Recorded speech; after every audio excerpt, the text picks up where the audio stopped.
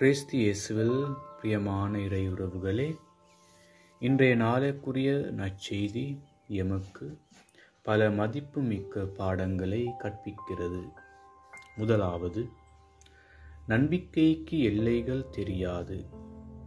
எமது உண்மையான நம்பிக்கை தடைகளை தாண்டியது என்பதை நிரூபிக்கிறது. இரண்டாவது, பணிவும் மரியாதையும் இயேசுவின் அதிகாரத்தை போன்றத்தக்க குணங்களாக தெரியப்படுகிறது. மூன்றாவது, வார்த்தைகளின் சக்தி. இயேசுவின் வார்த்தைகள் மிக ஆற்றலை பெற்றுள்ளன என்பதை தெரியப்படுகின்றது.